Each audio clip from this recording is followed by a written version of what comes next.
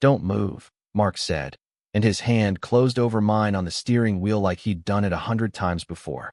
I froze so hard the car actually rolled forward another inch. Brake, Ethan. My foot slammed down. The whole car jerked.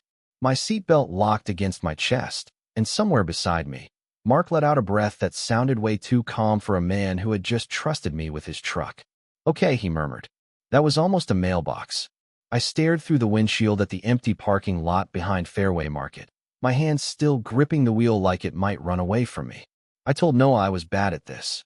Noah told me you were dramatic. I glanced over before I could stop myself. Mark Callahan was leaning back in the passenger seat, one arm braced against the door, coffee cup balanced between his knees. He wore an old gray flannel with the sleeves pushed up, and somehow that made the whole situation worse. Not because he was trying. That was the problem. He wasn't trying at all. I'm not dramatic. I'm underprepared. His mouth twitched. You're 24, not 80. You'll survive a parking lot. Easy for you to say. You probably came out of the womb parallel parking. That got a real laugh out of him. Low. Warm. Annoyingly good. I looked straight ahead again because looking at my best friend's dad for too long felt like a mistake I should not be making. Noah had offered him up like it was nothing. My dad taught me. He's patient. Mostly. That was how I ended up here on a Sunday afternoon, behind the wheel of Mark's black Ford pickup, trying not to embarrass myself in front of the one man I had absolutely no business noticing. He wasn't just some guy. He was Noah's dad. The guy who grilled burgers at 4th of July cookouts. The guy who fixed my busted bike chain once without making me feel stupid. The guy who called me kid until last year, when he suddenly stopped. All right. Mark leaned forward and pointed toward the far end of the lot. Ease off the brake. Slow. Don't fight the car. I nodded like that made sense. It did not. The truck crept forward. My shoulders went tight immediately. Relax your grip. I am relaxed. Ethan. Just my name. That was it. But my stomach still dropped. He reached over, not grabbing, just gently tapping the back of my hand with 2 fingers. You're white-knuckling it. I looked down. He was right. Of course he was right. I loosened my fingers, and for 1 second, his hand stayed there. Not long. Not enough to mean anything. Just a normal, harmless touch from someone teaching me how not to kill a shopping cart. Still, heat climbed up my neck like my body hadn't gotten the memo. He pulled his hand back and nodded toward the lane. Better. I swallowed. Yeah. We drove another slow circle around the lot. I managed not to hit anything, which felt like personal growth. Mark kept giving small instructions, calm and steady, like he had nowhere else to be. Turn earlier. Check your mirror. Breathe. That last one messed with me the most, because I hadn't realized I was holding my breath until he noticed. After 20 minutes, he had me park near the cart return. Crooked, but technically inside the lines. I killed the engine and exhaled like I had just landed a plane. Mark looked out the windshield, then at me. Not bad. That's generous. No. Generous would be saying you're ready for the freeway. I laughed, and the tension in my chest loosened a little. Then he leaned over to adjust the rearview mirror back to where he needed it. His shoulder came close. Too close for half a second. I caught the faint smell of coffee and cedar from his shirt, and my brain went completely quiet. Mark paused, eyes flicking to mine in the mirror. Neither of us moved. Then he sat back like nothing happened. Same time Tuesday. I should have said I'd ask Noah. I should have made it casual. Instead, I nodded way too fast. Yeah, Tuesday works. He smiled a little, soft enough to ruin me. Good. I told myself it was just driving lessons. That was all.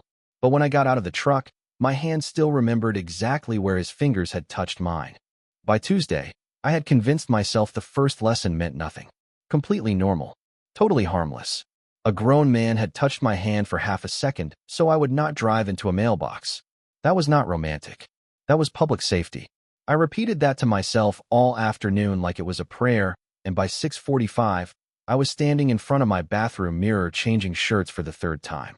This is pathetic, I muttered. My phone buzzed on the sink. Noah. Dad says try not to kill him tonight. I stared at the text, then laughed under my breath even though my chest felt tight. Tell him no promises. Noah sent back a skull emoji. Then another message. Seriously though, he said you did better than you think. I read that twice. Then a 3rd time, which was embarrassing. Mark had talked about me after the lesson. Probably because Noah asked. Probably because parents did that. It meant nothing. Still, When I heard the truck pull up outside my apartment, my stomach dipped like I had missed a step on the stairs. Mark was leaning against the driver's side door when I came down, holding 2 coffees. Figured you might need one. I stopped at the curb. You brought me coffee? You look like you were negotiating with death last time. Driving is basically death with turn signals. His eyes narrowed with that quiet, almost smile. Cream, no sugar. Noah mentioned it once. That should have been innocent. It was innocent. But the fact that he remembered made something warm and stupid move through my chest. I took the cup, careful not to brush his fingers. Somehow I still did. Just a small touch. Knuckles, paper cup, half a second. Mark noticed. I knew he noticed because his eyes dropped to my hand before he looked away. Ready? I wanted to say no. Instead I got in. This time, he made me drive through the neighborhood behind the strip mall. Real streets. Actual stop signs. Mailboxes with families attached to them. My hands went stiff on the wheel almost immediately. Mark did not tease me. He just sat there, calm, one hand around his coffee, watching the road like he trusted me. That almost made it worse. Ease up, he murmured as I took a turn too wide. You are steering like the truck insulted your mother. I huffed out a laugh. Maybe it did. This truck has better manners than most people I know. That is sad. It is Ohio. I laughed for real that time, and the truck drifted slightly toward the curb. Mark reached over fast, his palm covering the side of my wrist as he guided the wheel back.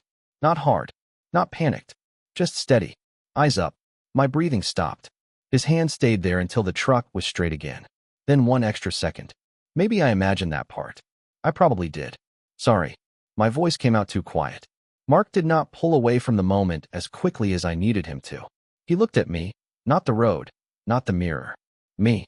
You keep apologizing for being nervous. I swallowed. Because I am nervous. I know. The way he said it made my face go hot. Like he knew about the driving, but maybe not only the driving.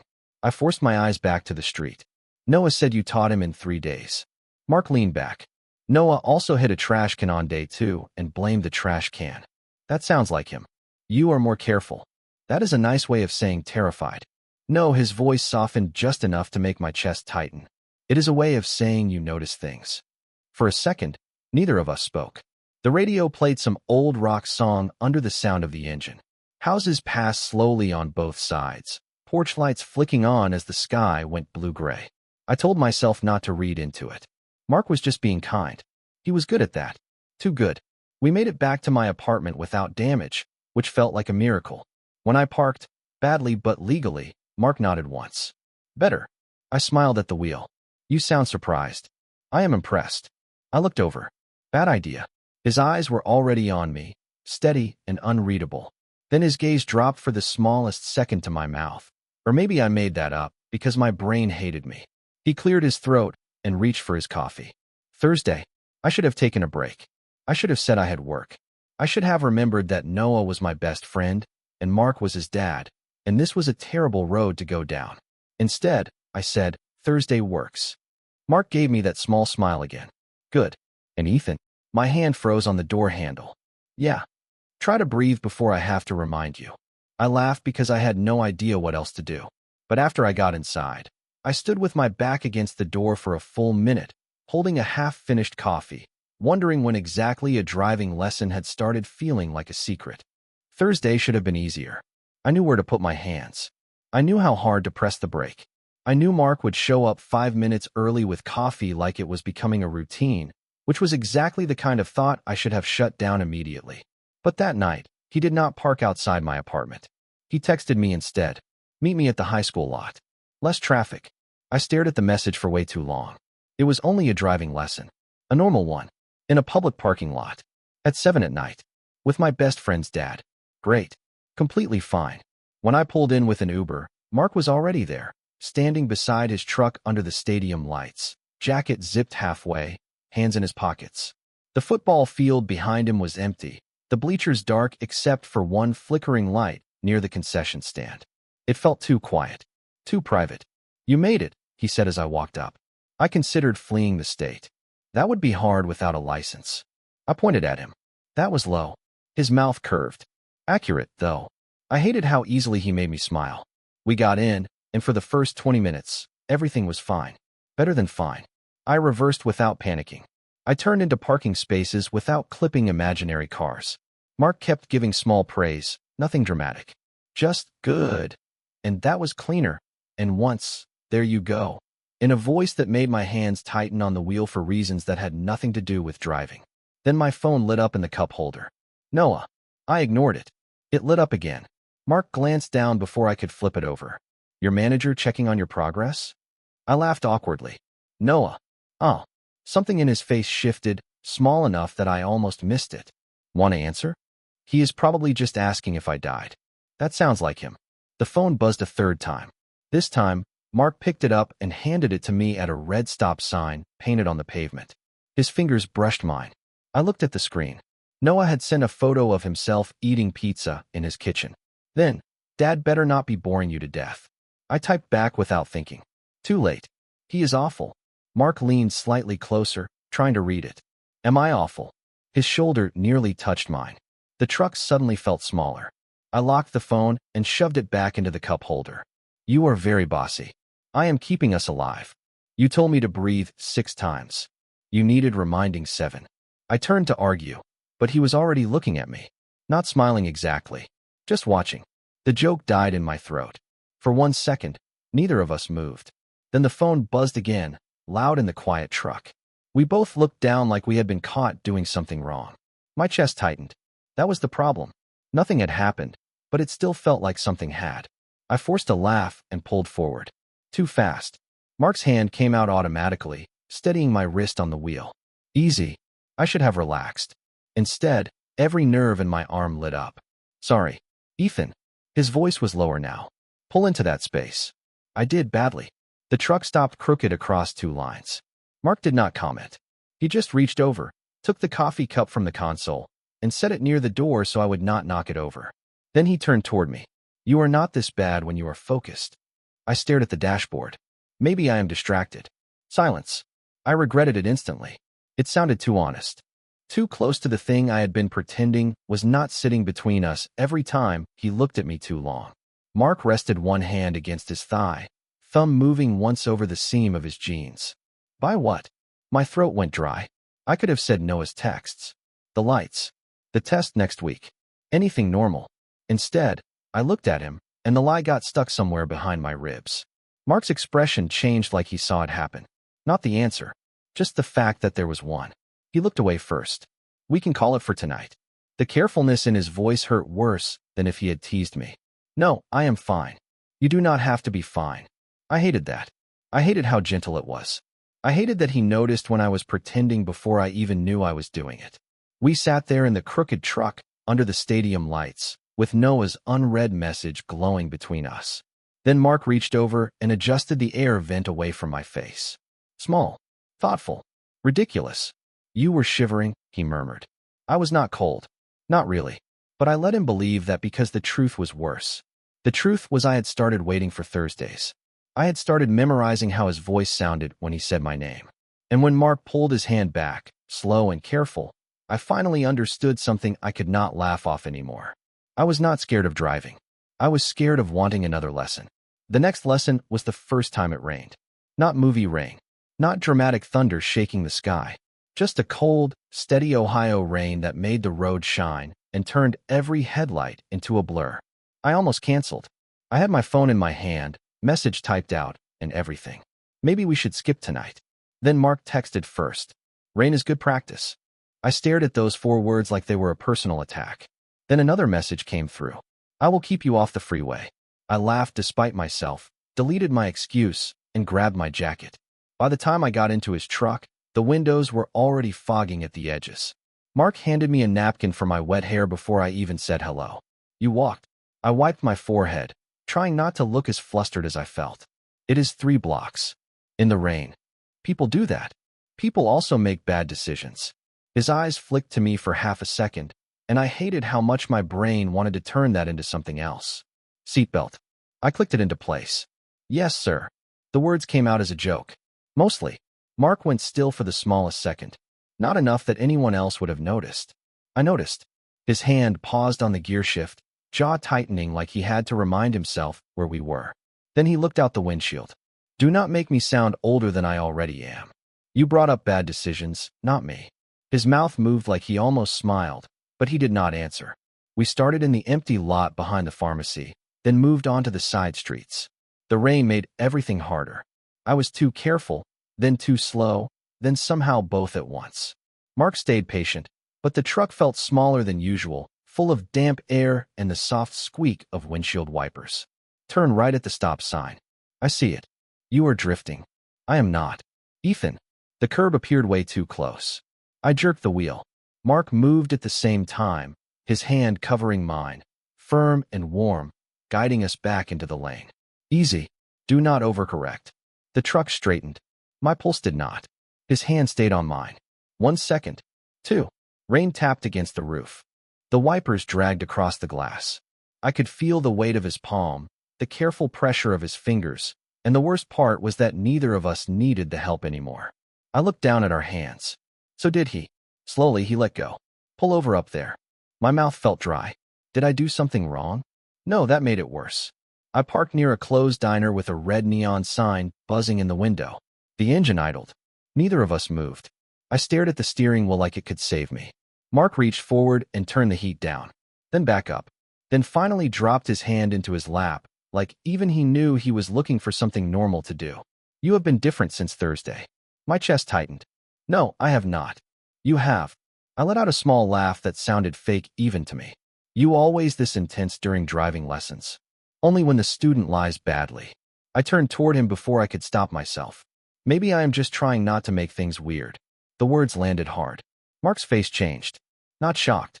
Not confused. More like I had finally said the quiet part close enough for him to hear it. Are they weird? He murmured. I should have looked away. I did not. His eyes stayed on mine, steady and tired and too honest. I do not know. My voice barely came out. You tell me. For a second, the whole world shrank down to that truck. Rain on the windows. His knee angled toward mine. My hand still warm from where he had held it too long. Mark inhaled slowly, like he was about to say something he could not take back. Then headlights swept across the windshield. A car rolled into the lot beside us. Both of us snapped back at the same time. Mark looked out first. I followed. A blue Honda. Familiar bumper sticker. My stomach dropped. Noah. He parked 2 spaces away, phone already in his hand, grinning through the rain like he had just found us by accident. Mark sat back hard, jaw tight. I grabbed my coffee cup even though it was empty. Noah knocked on my window. Dude. His voice came muffled through the glass. Driving in this weather? My dad is trying to kill you. I forced a laugh and rolled the window down. Cold rain blew in, but honestly, I was grateful for it. I told you I was underprepared. Noah leaned down, eyes bouncing between me and Mark. Still smiling. Still clueless. Mostly. You two look serious. Mark answered before I could. He almost fought a curb and lost. Noah laughed. I laughed too. Mark did not. And when Noah walked back to his car a minute later, telling me to text him when I got home, the silence in the truck felt completely different. Whatever Mark had almost said was gone, but my hand still remembered his. And now Noah had seen us sitting alone in the rain, looking like we had almost become something neither of us knew how to explain. The problem with almost getting caught is that nothing actually happens, so you feel insane for acting like it did. Noah had only seen us sitting in the truck. That was it. 2 people in a rainy parking lot after a driving lesson. Normal. Explainable. Boring, even. Except Mark barely spoke on the way back to my apartment, and when I got out, he did not ask about the next lesson. He just looked at me through the open passenger window, rain dotting the brim of his cap, and gave me this small nod like we were both agreeing not to say a word. By Saturday, I had almost convinced myself the whole thing would fade if I left it alone. Then Noah invited me over for dinner. Mom is out of town, he said over the phone. Dad is making chili, which means he is going to pretend it is not too spicy, and then sweat through his shirt. I should have said I was busy. I really should have. Instead, at 6:30, I was standing on the Callahan's front porch holding a cheap 6-pack of root beer like a nervous idiot. Noah opened the door and immediately squinted at me. Why do you look like you are here to apologize to my family? My laugh came out wrong. Because your dad scares me. He teaches you to drive for free and brings you coffee. Terrifying. My stomach tightened. You know about the coffee? Noah stepped aside to let me in. Dude, he bought a whole bag of that fancy roast you like. He said it was for guests. I nearly walked into the wall. Guests? Yeah. Noah grinned. Apparently you are a guest now. Not just my emotionally unstable friend who cannot merge. I forced a smile, but my chest had already started doing that stupid tight thing. Mark was in the kitchen, sleeves rolled up, stirring a pot on the stove. He looked over when we came in, and for 1 second, his face softened before he caught himself. Hey, Ethan. Just my name again. Calm. Normal. Too careful. Hey. Noah dropped onto a bar stool and pointed between us. You two are weird now. My blood went cold. Mark did not even blink. He reached for a towel and wiped his hands slowly. We are not weird. That is exactly what weird people say. Noah looked at me. You used to complain nonstop about driving. Now you are like, mysteriously quiet about it. Maybe I am maturing. You ate cereal out of a mug last week. That was efficient. Mark's mouth twitched, but he turned back to the stove before I could catch the smile fully. Dinner should have been easy after that. Noah talked about work, complained about his manager, showed us a video of some guy wiping out on a skateboard. I laughed at the right times. Mark added comments here and there. Everything sounded normal. But under the table, my knee bounced so hard I had to press my hand against it. Because Noah kept watching. Not constantly. Just enough. When Mark handed me a glass of water before I asked for one, Noah looked up. When Mark warned me the chili was hot before I took a bite, Noah looked again. When I coughed anyway, and Mark pushed a napkin toward me without thinking, Noah leaned back in his chair. Okay, he muttered. What? I reached for the water too fast. Noah pointed his spoon at me. You two have a whole rhythm now. Mark's chair scraped lightly against the floor. Noah. His voice was calm, but there was a line in it. Noah noticed. So did I? The room got quiet in a way family kitchens are not supposed to get quiet. The refrigerator hummed. Rain ticked softly against the window. Noah's smile faded a little. I was joking. Mark nodded once. I know, but it did not feel like a joke anymore. After dinner, Noah went upstairs to take a call from his girlfriend, leaving me alone at the sink with plates I absolutely did not need to wash. I needed something to do with my hands. Mark came in behind me, close enough that I felt him before I looked. You do not have to do those. I know. Ethan. I shut off the water. His reflection was in the dark kitchen window above the sink, standing behind me with his arms crossed, face tense. I could not turn around yet. Noah is noticing. The words came out quieter than I meant. Mark did not answer right away. When he finally did, his voice sounded rough around the edges. I know. That scared me more than denial would have. I turned then. He was closer than I expected, but not too close. He always did that now. Stopped just before the line. Maybe we should stop the lessons. I hated myself the second I said it. Mark's eyes moved over my face, like he was looking for the part of me that meant it. Is that what you want? My throat tightened. Upstairs, Noah laughed at something on his call. The sound dropped between us like a warning. I looked away first. I think it is what makes sense. Mark nodded slowly. Not angry. Not surprised. Just hurt in a way he was trying not to show. Then we will stop. I wanted him to argue. That was the awful part. I wanted him to give me a reason not to be responsible. But Mark only stepped back, giving me space like a decent man would. And somehow that made it worse. Because when I left that night, Noah slapped my shoulder and told me to text him later, completely unaware that I had just ended the only thing I had been looking forward to all week. For 3 days, I did not see Mark, which should have helped. That was the whole point of stopping the lessons. No more truck. No more coffee. No more sitting close enough to hear the way his breathing changed when the air got too quiet. I went to work. I answered Noah's texts. I watched half a basketball game with him on FaceTime and pretended everything was normal. It almost worked until Wednesday night, when my phone lit up while I was making ramen. Mark Callahan. My whole body went still. Not Noah. Not the family group chat. Mark. I stared at his name until the noodles started boiling over. The message was short. You left your jacket here Saturday. I looked toward my closet like my jacket might magically appear just to save me. It did not. Then another message came in. I can drop it off if that is easier. That was worse. Him coming here felt worse. Private. Intentional. Like the kind of thing I could not explain away as driving practice. I typed 3 different replies and deleted all of them before sending. I can come get it. His answer came almost immediately. I will leave it on the porch. That should have made me feel better. It did not. When I got to the Callahan house, Noah's car was not in the driveway. Mark's truck was. The porch light was on, and my navy jacket was folded neatly on the bench by the door. I should have taken it and left. Simple, mature, responsible. But the front door opened before I reached the steps. Mark stood there in a white t-shirt and work pants, one hand on the doorframe, like he had been listening for me. Hey. My fingers tightened around my keys. Hey. He glanced past me at the empty street. Noah is at Amber's. Right. I nodded too many times. Cool. I mean, not cool. Just good for him. His mouth almost smiled, but it faded fast. You want your jacket? That is why I am here. I tried to make it sound light. It came out awful. He stepped onto the porch and picked it up, holding it between us. For a second, neither of us took the next move. The jacket was just fabric. A stupid forgotten jacket. But it felt like proof that I had been in his house, at his table, close enough for Noah to notice. I reached for it. Mark did not let go right away. Not in a dramatic way. Just a second too long. Long enough that my eyes snapped to his. His face was tired. Not old. Not weak. Just tired in a way that made my chest hurt. I should not have let you walk out like that, he said quietly. My pulse jumped. Mark, I know. He looked down at the jacket between us, then released it slowly. I know what this is. I know why it is complicated. I hugged the jacket against my chest like an idiot. Then you know stopping makes sense. It does. The answer came too fast. Too honest. Then his eyes lifted back to mine. But I hate it. The porch went silent. Somewhere down the street, a dog barked once. I forgot how to breathe. Mark rubbed a hand over his jaw, like he regretted saying it, and did not regret it at all.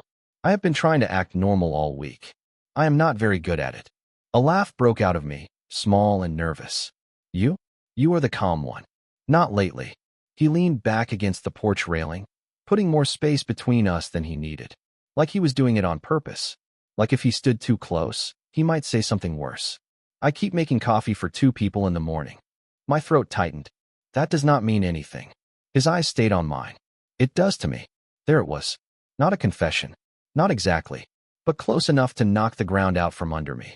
I looked away because if I kept looking at him, I was going to say something I could not take back. Noah is my best friend. I know. You are his dad. I know that too. Then why are we even talking like this? Mark was quiet for a long second. When I finally looked back, the careful control on his face had cracked just a little. Because you were not the only one waiting for those lessons. My stomach dropped. I had imagined him saying something like that so many times, but hearing it out loud felt completely different. He did not move closer. He did not touch me. He just stood there under the porch light, letting the truth sit between us. I swallowed hard. I thought I was making it up. His voice softened. You were not. The door behind him creaked slightly in the wind, and both of us glanced toward the driveway like Noah might appear just because we had finally said too much. That fear snapped me back. I clutched the jacket tighter. I should go. Mark nodded, but his eyes looked like he wanted to say no. Okay. I made it down 2 steps before he spoke again. Ethan. I turned. He stood in the doorway now, one hand braced against the frame, jaw tight. For what it is worth, I did not want you to leave Saturday. My chest hurt in the worst possible way. I wanted to go back up those steps. I wanted to stay. I wanted to be the kind of person who could ignore every consequence for one honest minute. Instead, I nodded once, because words felt dangerous, and walked to my car with my jacket pressed against my chest. But this time, I could not tell myself it was one-sided. Mark had just taken that lie away from me. I passed my driving test on Friday morning. That should have been the big thing. I should have been happy in a normal way, the kind where you text everyone a picture of the temporary license and act like you did not nearly take out a cone during parallel parking. Noah called me the second I sent him the photo. Finally, he yelled, like he had personally suffered through every mile. You are a grown man now. I laughed while sitting in the DMV parking lot, hands still shaking a little. That is a lot of pressure for a laminated card. You celebrating tonight? I looked at the empty passenger seat. Stupid mistake. For half a second, I imagined Mark there, coffee in the cup holder, one eyebrow raised like he was trying not to look proud. My chest tightened before I could stop it. Probably just going home. Lame. Come over. Amber is coming by later. Dad is grilling. Dad. The word hit wrong now. Not because Mark was wrong. Because the whole thing was. I told Noah I had a headache. He groaned, called me boring, then let it go. By Saturday, I had not heard from Mark again. Not one message. No congratulations. No careful little check-in. Nothing.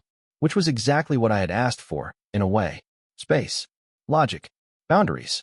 All those responsible words that sounded mature until you were lying awake at 1 in the morning wondering whether someone had decided you were a mistake. I kept replaying the porch. I hated it. I hated how clearly I remembered his voice when he said he had been waiting for the lessons too. I hated that after giving me the truth, he disappeared like maybe he had regretted it in the morning. On Sunday afternoon, Noah showed up at my apartment without warning, carrying 2 iced coffees and a suspicious look. You have been weird. I opened the door wider. Hello to you too. He stepped past me like he owned the place. I am serious. You passed your test, and then vanished. That is serial killer behavior. I had work. You work at a print shop, not the Pentagon. I took one of the coffees and avoided his eyes. Bad move. Noah noticed everything when he wanted to. He dropped onto my couch, leaned back, and watched me over the lid of his cup. Is this about my dad? My hand tightened so fast the plastic cup cracked a little. Cold coffee leaked onto my fingers. What? Noah sat up. Relax. I meant the lessons. Did he say something? He can be intense. He gets all serious and quiet when he thinks he messed up. My heartbeat was too loud. No. He did not say anything. That was not even a lie. Not technically. Noah frowned. He has been weird too. I froze by the kitchen counter. How? Quiet. Annoying quiet. Like brooding dad quiet. He burned toast yesterday and stared at it like it personally betrayed him. I almost smiled. Almost. Then Noah added. Amber said maybe he is seeing someone. The room tilted a little. Seeing someone? I do not know. She was guessing. Noah shrugged. He has been on his phone a lot. Then he puts it down when I walk in. It is weird. My stomach dropped in that slow, embarrassing way. Of course. Of course Mark could have someone else. Someone appropriate. Someone his age. Someone who was not his son's best friend sitting in a truck trying not to fall apart every time their hands touched. I forced my face into something neutral. Maybe he is. Noah studied me. Why do you look like that? Like what? Like I just told you your dog died. I laughed too fast. I do not have a dog. Ethan. There it was again. My name, but from Noah this time. Full of suspicion and concern and 10 years of friendship I could not afford to lose. I looked down at the coffee dripping over my knuckles. I am fine. Noah did not believe me. I could see it. But he let the silence sit instead of pushing. That almost made me feel worse. After he left, I stood in the kitchen with a towel wrapped around my hand and did the thing I had been avoiding. I opened Mark's contact. My thumb hovered over the message box. Congratulations would have been nice. Too bitter. Are you seeing someone? Absolutely insane. I missed the lessons. Too honest. I locked the phone and set it face down. 10 seconds later, it buzzed. Mark. I stared at his name until my chest hurt. Then I opened it. Noah told me you passed. I am proud of you. That was it. Simple. Safe. Late. I typed, thanks. Then I deleted it. Typed, I thought you forgot. Deleted that too. Finally. I sent. I guess I do not need lessons anymore. 3 dots appeared. Disappeared. Appeared again. His reply came slowly. I know. That is the problem. I stopped breathing. Before I could answer, another message came through. I am trying to do the right thing, Ethan. The right thing. Not what he wanted. Not what I wanted. I sat down on the edge of the couch, phone in both hands, and realized the misunderstanding was not that Mark had moved on. It was worse. He had not. He was just better than me at stepping back. I lasted about 4 minutes after that text before I grabbed my keys. Not smart. Not planned. Definitely not responsible. But there are only so many times a person can stare at the words the right thing before they start hating every version of themselves that stays quiet. I drove to the Callahan house alone for the first time. Legally, which felt ironic. My hands still shook on the wheel, but not because of the road. Mark's truck was in the driveway. Noah's car was gone. I parked across the street anyway, like that made this less obvious. Mark opened the door before I knocked twice. He looked at me, then passed me toward my car, and something flickered across his face. Pride first, then worry. You drove here. That is not the part we need to talk about. His jaw tightened. He stepped back, letting me in without a word. The house was quiet. Too quiet. No television. No Noah yelling from upstairs. Just the hum of the fridge and the sound of rain tapping lightly against the kitchen window. Of course it was raining again. Mark stood by the counter, arms crossed, keeping a careful distance like he had measured the room before I arrived. I hated that distance. I hated that he was trying so hard to be decent. Noah is not here, he said. I know. Ethan. Do not. My voice came out sharper than I meant. I took a breath, but it barely helped. Do not say my name like you are about to talk me out of being here. He looked down for a second. When he looked back up, his eyes were tired. I am trying not to make this worse. It is already worse. The words dropped between us. I could not take them back, so I kept going. It got worse when you touched my hand and pretended it was only about the wheel. It got worse when you brought me coffee like you did not know I would think about it all day. It got worse when you told me I was not the only one waiting for the lessons, and then disappeared. Mark's face shifted at that. Quiet pain. Real. I did not disappear because I regretted it. Then why? He rubbed a hand over his mouth, looking toward the window like the answer might be easier over there. Because you passed your test. Because Noah is my son. Because you are 24, and I am old enough to know better. That is not an answer. It is the only answer that does not make me selfish. The kitchen went silent. My chest hurt. Not in a dramatic way. In a real way. Like my body was tired of carrying this around and pretending it was fine. You think I have not thought about that? I asked. Every day, Mark. Every time Noah texts me. Every time I walk into this house. Every time you look at me like you want to say something and then choose not to. His hands dropped to his sides. I am trying to protect you. From what? From me. That stopped me. Mark looked almost angry now, but not at me. At himself. From people talking. From Noah feeling betrayed. From waking up one day and realizing this was exciting because it was secret, not because it was real. I shook my head. That is not what this is. How do you know? Because secrets are fun for about 5 minutes. My voice cracked, just barely. This has felt awful half the time. Mark's expression softened, and somehow that was worse. I looked away before I lost my nerve. But I still wanted to come here. I still wanted to see you. I still wanted you to be proud of me when I passed. He inhaled slowly. I was proud. Then you should have told me. I was afraid if I started, I would not stop. There it was. The room changed after that. Not louder. Not easier. Just honest. Mark took one step closer, then stopped himself. I noticed. Of course I noticed. Tell me one thing. I said. Just one thing without making it safe first. His eyes held mine. Long, steady. No exit. Those lessons felt real to me. My hand tightened around my keys. All of it. More than I meant to let happen. My throat went dry. I wanted to move closer. He did too. I could see it in the way his fingers flexed once at his side. But neither of us crossed the last few feet. Not yet. Noah deserves the truth, Mark said quietly. Not tonight. Not like this. But soon. The thought made my stomach twist, but I nodded because he was right, and I hated that he was right. I stepped back first. If I stayed, I would ask for more than either of us was ready to give. Mark walked me to the door. Before I left, his hand brushed mine near the frame. Not accidental this time. Not hidden behind a steering lesson. Just his fingers touching mine for one quiet second. Then he let go. Drive safe, he murmured. I looked at him, heart pounding. I know how now. For the first time all night, he almost smiled. But when I got into my car, I realized my hands were shaking harder than they ever had during a lesson. Because now we were not pretending nothing was happening. We were just waiting for the moment it finally reached Noah. Noah found out on a Tuesday, because of course it had to be a Tuesday. Nothing dramatic ever waited for a better day. Mark asked him to come over after work, and I showed up 10 minutes later with my stomach in knots and my keys digging into my palm. I almost turned around twice in the driveway. Then the front door opened, and Mark stood there, quiet and steady, like he had been waiting by it the whole time. He did not smile. He just stepped outside, closed the door behind him, and looked at me. You can still leave. My throat tightened. Do you want me to? No pause. No safe version. Just no. That was the first thing that made me breathe. Inside, Noah was sitting at the kitchen table with a can of soda he had not opened. His face was blank in a way I had never seen before. Not angry exactly. More like he had been handed a puzzle with pieces he did not want. So, he muttered, eyes moving between us. This is real. Mark stayed near the counter. I stayed by the doorway. Too far from both of them. Yeah, I said, because anything longer felt like hiding. Noah let out a short laugh with no humor in it. Awesome.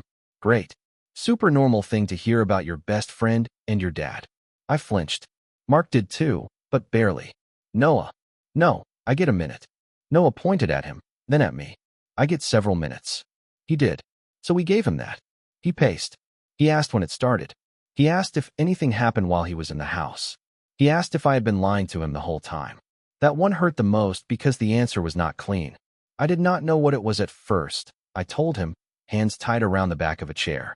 But I should have told you sooner. Noah looked at me for a long time. Yeah, you should have.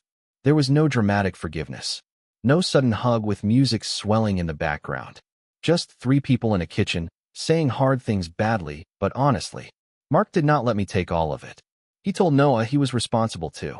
He told him he had tried to stop it, then admitted that trying was not the same as being honest. Noah stared at the floor through most of it. When he finally looked up, his eyes were red, and my chest folded in on itself. Are you messing with him? He asked me. No, my voice came out rough. I am not. Because he is my dad. I know. And you are my best friend. I know that too. Noah swallowed, then looked at Mark. And you? Do not make me regret not losing my mind right now. Mark nodded once, serious in a way that made the whole room go still. I will not. Noah laughed under his breath, tired and sharp. I hate that you two look at each other like that. My face went hot. Mark looked down. For some reason, that was the moment Noah finally opened his soda. The crack of the tab was so loud I almost jumped. I need time, he said. I am not saying I am cool with this. I nodded fast. Okay. And no weird secret stuff around me. Okay. And Ethan? I looked at him. His expression softened just enough to hurt. Do not disappear because this is awkward. My throat tightened. I will not. It took weeks for things to feel less fragile. Noah still made faces sometimes. He still left the room when the silence got too loaded. Mark and I moved slowly because we had to. Coffee at a diner. Walks after work. Sitting in his truck without calling it a lesson anymore. The first time he reached for my hand across the table, he paused halfway, giving me room to decide. I took it. His fingers closed around mine, warm and careful, and this time neither of us pulled away. A waitress refilled our coffee like nothing had happened. The world did not end. Nobody pointed. Nobody knew the whole story from one small touch. But I did. Mark did too. He looked at our hands, then at me, and smiled like he was still learning how to let himself have this. You drove here by yourself, he murmured. I laughed softly. I had a decent teacher. Decent. Do not get cocky. His thumb moved once over my knuckles. Small. Quiet. Real. Looking back, I think that was the part that changed me most. Not the driving test. Not the rain. Not even the almosts. It was realizing that love does not always arrive like a movie scene. Sometimes it shows up as coffee you did not ask for, a hand steadying yours on the wheel, a hard conversation in a kitchen, and someone choosing not to let go when it finally matters. Mark taught me how to drive, sure, but he also taught me something harder. How to stop running from the road just because I was scared of where it might lead.